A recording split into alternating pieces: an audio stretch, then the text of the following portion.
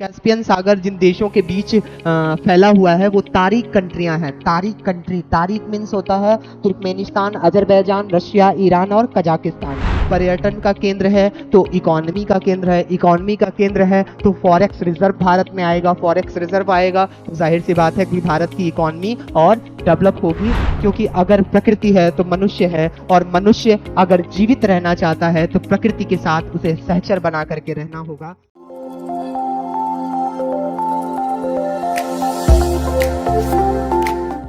स्वागत है आप सभी का एग्जाम 30 के प्लेटफॉर्म पर। आज हम बहुत ही महत्वपूर्ण सेशन रामसर साइट्स पर लेकर आए हुए हैं। रामसर साइट्स आर्द्र भूमियों का एक ऐसा वैश्विक स्थल है जो किसी भी पर्यावरण के लिए, किसी भी देश के पर्यावरण को बचाए रखने के लिए बहुत ही महत्वपूर्ण है। क्योंकि रामसर साइट्स इसलिए डिक्लेयर किए गए ताकि विश्व की प्रत्येक राज्य की सरकारें ये समझने में सक्षम हो सकें कि उस देश की विटलैंड्स, आर्द्र भूमि, उस देश के सामाजिक आर्थिक विकास से और सांस्कृतिक धरोहरों से कैसे जुड़ी हुई है। अगर हमने इनका संरक्षण कर लिया तो हम पर्यावरण के थ्रू अर्थव्यवस्था के जो आर्थिक समृद्धि में सतत विकास के लक्ष्य को प्राप्त करने की बात की जाती है, हम उन तक भी आसानी से पहुंच प्राप्त कर सकते हैं। इसलिए रामसर साइट्स, जो अब तक 75 रामसर साइट्स भारत में घोषित किए जा चुके हैं, आज़ादी के इस अमृत महोत्सव के काल में, जो अमृत काल चल रहा है, उसमें 75 रामसर साइट्स होना भी अपने आप में काफ़ी महत्वपूर्ण हो जाता है। और आज के इस सेशन में हम उस 75 वेटलैंड्स जो रामसर साइट घोषित हो चुके हैं उन पे नज़र डालेंगे। देखिए, famous Ramsar sites of India, 75 Ramsar sites in India in 2023, read with map and animation. Chilika lake, केवला लेक, लोकटक, सांभर, रोपड़, ये सभी काफ़ी महत्वपूर्ण है। तो इसमें से कुछ इम्पॉर्टेंट पोर्शंस, कुछ इम्पॉर्टेंट रामसर साइट्स हम उठाएंगे। ये हर प्रकार के एग्जामिनेशन के लिए काफ़ी महत्वपूर्ण है, चाहे यूपी ट्रिपल एससी हो, एसएससी हो, एमटीएस का वैकेंसी आ गई है, सितंबर तक इसकी एग्ज़ाम है। यूपीएसआई की भी एग्जामिनेशन आने वाली है, रेलवे की भी नई फॉर्म आ रही है, और स्टेट पीसीएस एग्जामिनेशन में तो अलग तरीके से महत्वपूर्ण है। तो आइए इसे आज हम स्टार्ट करते हैं। फर्स्ट ऑफ ऑल हम ये जानने का प्रयास करते हैं कि आर्द्र भूमि कहते किसे हैं। What is विटलैंड्स? विटलैंड्स के लिए जो एक अमूमन परिभाषा दी जाती है कि पानी में स्थित मौसमी या स्थायी पारिस्थितिकी तंत्र जिनमें दलदल, नदियां, झीलें, डेल्टा, बाढ़ के मैदान, चावल के खेत, समुद्री क्षेत्र, तालाब और जलाशय आदि शामिल होते हैं, आर्द्र भूमि कहलाते हैं। यानी ऐसे क्षेत्र जो 6 फीट तक गहरे हों, उससे ज़्यादा गहरे ना हों, और उसमें एक अच्छा भूभाग वाटर से घिरा हुआ हो, और जिसमें ना सिर्फ वनस्पति बल्कि वन्य जीवों का भी रहन सहन जुड़ा हुआ हो, उनका पोषण जुड़ा हुआ हो, आर्द्र भूमि कहलाते हैं। यह जल एवं स्थल के मध्य का संक्रमण क्षेत्र होते हैं। इकोटोन टाइप का ये क्षेत्र होता है जहाँ पे कई सारी पारिस्थितिकी मिलती है, जिसे पूरी तरह से एक बायोस्फीयर रिजर्व के रूप में भी जाना जा सकता है।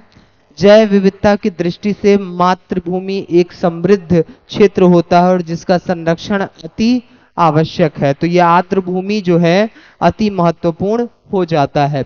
आर्द्र भूमि क्षेत्र पृथ्वी पर सबसे उत्पादक पारिस्थितिकी तंत्रों में से एक है। यानी आर्द्र भूमि न सिर्फ जल का संरक्षण करते हैं बल्कि पारिस्थितिकी तंत्र के पोषण में भी इनका अभिन्न स्थान है,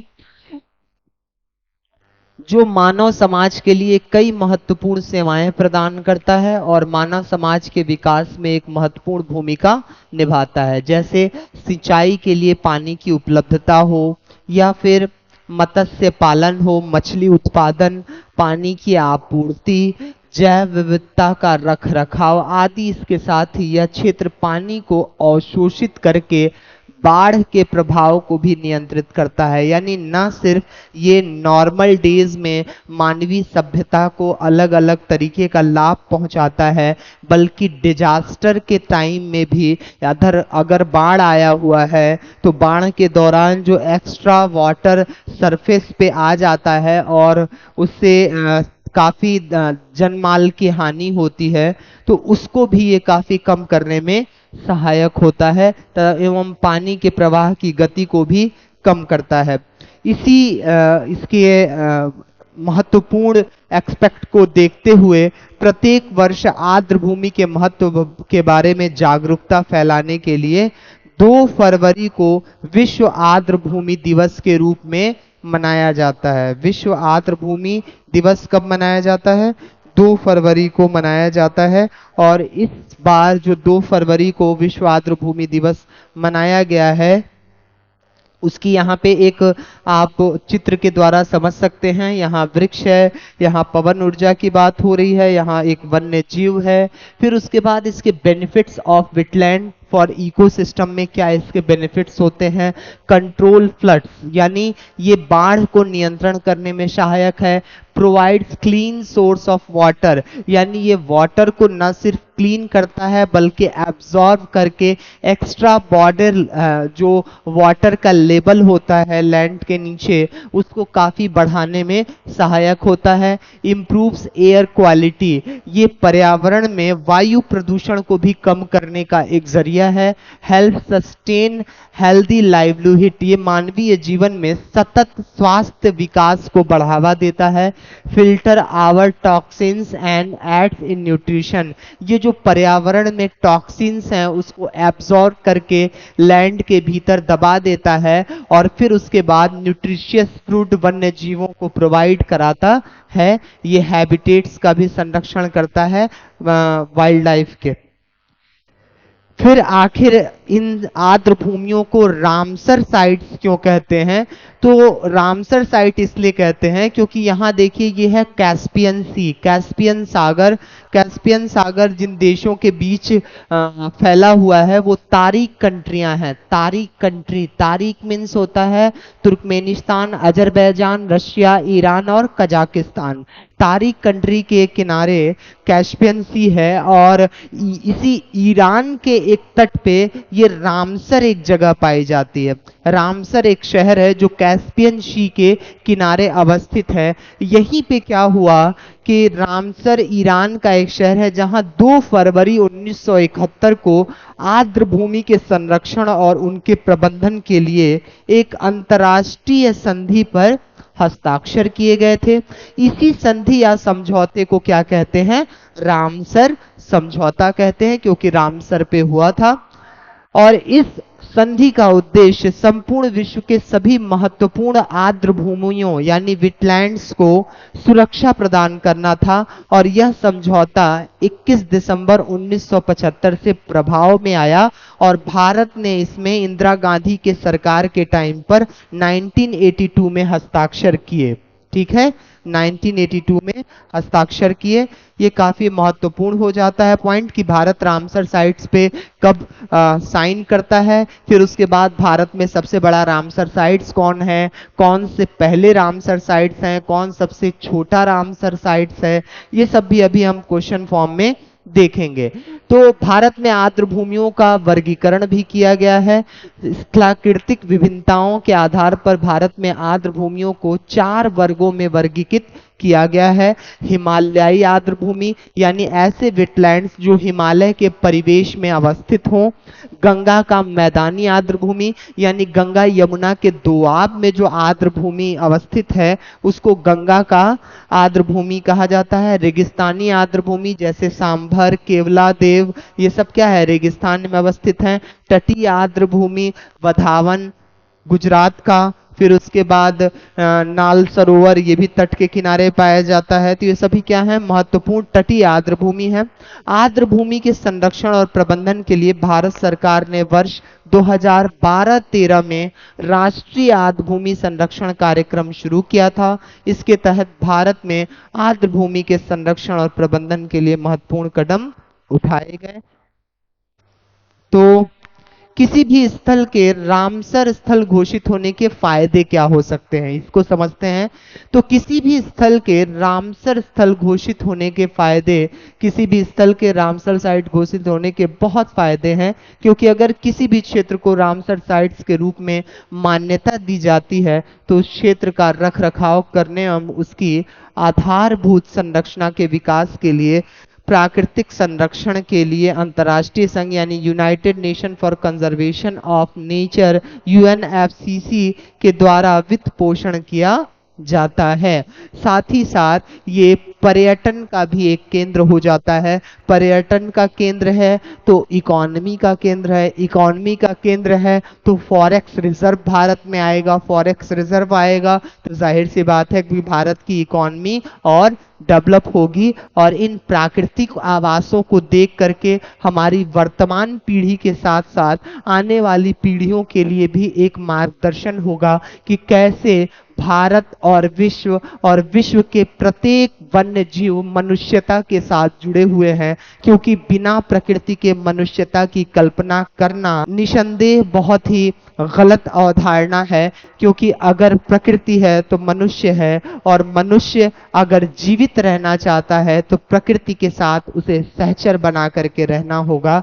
क्योंकि हमारे भारत की सभ्यता और संस्कृति में जितने ऋषि मुनि हुए, जितने अवतार आए, जितने पैगंबर आए, उन सब का वातावरण के साथ काफी मेलजोल देखने को मिलता है। चाहे राम को 14 वर्ष का वनवास काटना हुआ, या मुरारी को मुरारी वृंदावन में बजाना हुआ, या इस्लाम में पैगंबर मोहम्मद पानी के संरक्षण की बात करते हैं, ये सभी लोग कहीं ना कहीं पर्यावरण से जुड़े हुए हैं। और किसी भी देश में उस धर्म के पालन करने वाले लोगों में और किसी भी धर्म के पोषण में वहां की भौगोलिक परिस्थिति का बहुत ही बड़ा रोल होता है। पानी का संरक्षण इस्लाम में बहुत ज्यादा माना जाता है, क्योंकि इस्लाम उत्पन्न नहीं हुआ रेगिस्तान में। वहां पर्दे की बात आती है क्योंकि तेज धूप है, इसलिए वहां पर्दादारी ज्योग्राफिकल कंडीशन की वजह से हुआ। वहां दफन करने की अवधारणा आती है क्योंकि वहां पेड़ पौधों की कमी है, इसलिए रेगिस्तान में दफन करने की बात आई। भारत में मृत शरीर को पंचभूत कहा गया है और उनको फिर पंचभूत में विलीन कर लेने के लिए पहले जलाया जाता है, फिर गंगा में विसर्जित किया जाता है। ये क्यों हो पाया? क्योंकि भारत उष्णकटिबंधीय जोन का है, ये ट्रॉपिकल जोन का है जहाँ पे अधिक वृक्ष हैं, नदियों का संगम है, अतः रूप से वन वृक्ष पाए जाते हैं। तो ये अवधारणा उत्पन्न हुई, हमने अपने पीपल को पूजना प्रारंभ कर दिया। ये सभी कहीं ना कहीं भारत की पर्यावरण से जुड़ी हुई मानसिक चेतना का पर्याय है, एग्जाम्पल है। तो इसीलिए आर्द्र भूमियों का संरक्षण भी काफी महत्वपूर्ण हो जाता है, न सिर्फ वर्तमान पीढ़ी के लिए बल्कि आने वाली पीढ़ियों के लिए भी। 13 अगस्त 2022 को भारत की आजादी के 75वें वर्ष में, इसी उपलक्ष्य में भारत के संस्कृति मंत्री भूपेंद्र सिंह यादव ने भारत के 11 और आर्द्र भूमियों को रामसर साइट्स का दर्जा दिलवाया। इसी के साथ भारत में रामसर साइट्स की कुल संख्या जो पहले कुछ बनी हुई थी वो मिल करके 75 हो गई, और उनमें ये 75 की एक लिस्ट है जिसमें से कुछ महत्वपूर्ण को मैं बोलने जा रहा हूं। आप चाहें तो उस नाम के साथ राज्य का नाम आप नोट करते चलिएगा, कई बार मिलान करने के लिए भी आ जाता है कि ये रामसर साइट्स किस राज्य में अवस्थित है। तो सबसे महत्वपूर्ण है, हम चलते हैं उत्तर पूर्व से पश्चिम की ओर, फिर चलेंगे उत्तर से दक्षिण की ओर। पहले हम देखते हैं लोकटक झील। लोकटक झील ये मणिपुर में अवस्थित है। ये लोकटक झील नेशनल पार्क भी है। यहाँ डांसिंग डियर पाई जाती है जो नाचने वाली हिरण है, और पूरे विश्व में तैरता हुआ मात्र एक नेशनल पार्क कोई है तो लोकटक झील है। फिर उसके बाद आप रुद्र सागर देखेंगे, रुद्र सागर लेक, ये त्रिपुरा में अवस्थित एक आर्द्र भूमि स्थल है। फिर दीपोर बिल, दीपोर बिल असम में अवस्थित है। फिर उसके बाद कांवर ताल, ये आपका बिहार में अवस्थित है। फिर उसके बाद पार्वती अर्गा, नवाबगंज पश्चिम बिहार, सांडी हरदोई, समन, अपर गंगा, ये सब कहाँ है, हैदरपुर, ये सभी उत्तर प्रदेश में अवस्थित रामसर साइट्स हैं। फिर रेणुका लेक, ये कहाँ है आपका, हिमाचल प्रदेश में अवस्थित है। फिर उसके बाद तिशोमेरी, तिशोकर, ये सभी लद्दाख में अवस्थित हैं। फिर उसके बाद आपको पोंग डैम लेक, ये भी आपका लद्दाख में अवस्थित मिलेगा।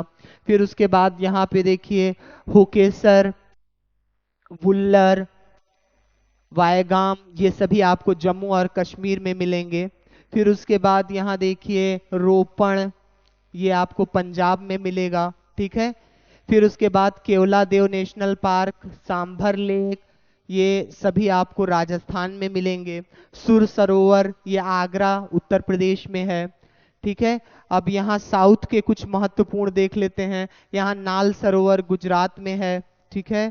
फिर उसके बाद वधावन एक नया घोषित रामसर साइट्स है, ये भी गुजरात में अवस्थित है। भोज मध्य प्रदेश में।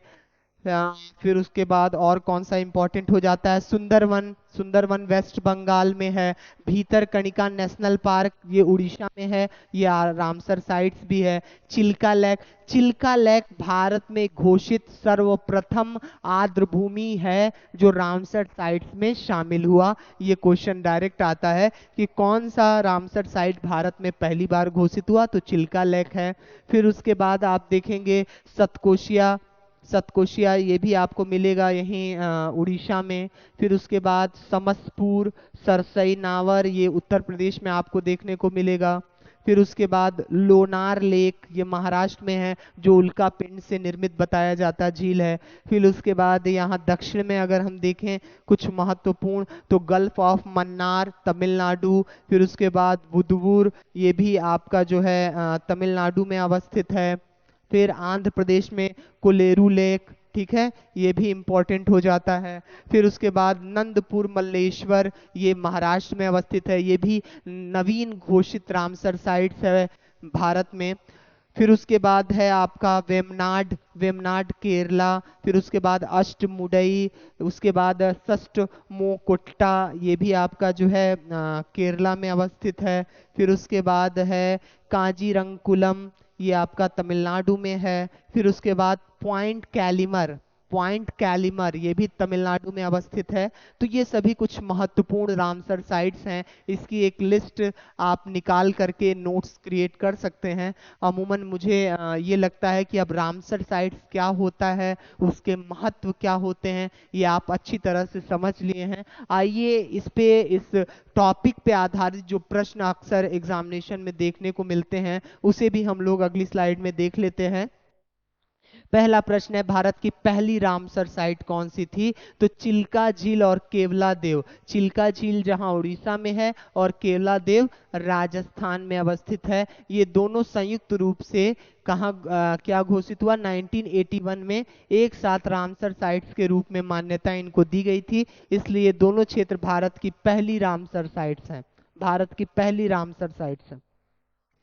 भारत का सबसे बड़ा रामसर स्थल कौन सा है, तो पश्चिम बंगाल में स्थित सुंदरबन डेल्टा, सुंदरबन डेल्टा क्षेत्र भारत का सबसे बड़ा रामसर स्थल है। और यह आर्द्र भूमि क्षेत्र लगभग 4230 वर्ग किलोमीटर के क्षेत्र में फैला हुआ है तथा इसे वर्ष 2019 में रामसर साइट्स के रूप में मान्यता दी गई थी। भारत का सबसे छोटा रामसर स्थल कौन सा है, तो भारत का सबसे छोटा रामसर साइट हिमाचल प्रदेश में स्थित रेणुका, रेणुका आर्द्र भूमि क्षेत्र है। यह क्षेत्र लगभग 0.2 वर्ग किलोमीटर क्षेत्र में फैला हुआ है। इसे वर्ष 2005 में रामसर साइट्स का दर्जा दिया गया था। अगला है, भारत में सबसे ज्यादा रामसर साइट्स किस राज्य में अवस्थित है, तो अभी वर्तमान 2023 में 14 आर्द्र भूमियों के साथ तमिलनाडु राज्य में सर्वाधिक रामसर साइट्स घोषित किए जा चुके हैं।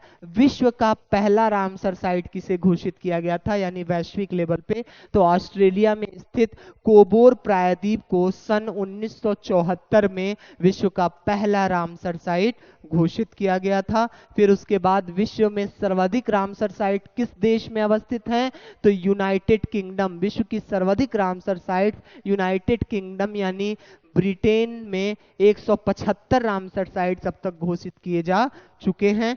आज के एपिसोड में यहीं तक। एग्जाम 30 की टीम लगातार आपके लिए नए नए सेशंस लेकर के आ रही है, एक नई अवधारणा एनिमेशन के साथ, अलग अलग प्रारूप में, एक नई टेक्नोलॉजी, एक नया वे आप तक पहुंच रहा है। तो मुझे लगता है कि ये अन्य अभ्यर्थियों तक भी आपको पहुंचाना चाहिए। और हमारी ऑनलाइन और ऑफलाइन क्लास ज्वाइन करने के लिए आप दिए गए नंबर 9519483938 पे संपर्क कर सकते हैं, या फिर अलीगंज लखनऊ की शाखा में आकर के हमसे मिल सकते हैं इस नंबर पे कॉल करके। और अन्य मटेरियल्स प्राप्त करने के लिए हमारे टेलीग्राम चैनल पे आप जा करके वहां से मटेरियल्स प्राप्त कर सकते हैं, या डायरेक्ट कॉल करके भी आप हमें संपर्क कर सकते हैं। तो देखते रहें एग्जाम 30 और हमारे इस प्रयास को सफल बनाने में अपनी लाइक, शेयर और कमेंट की भूमिका को महत्वपूर्ण समझें और इसका भी प्रयोग करें। जय हिंद, जय भारत।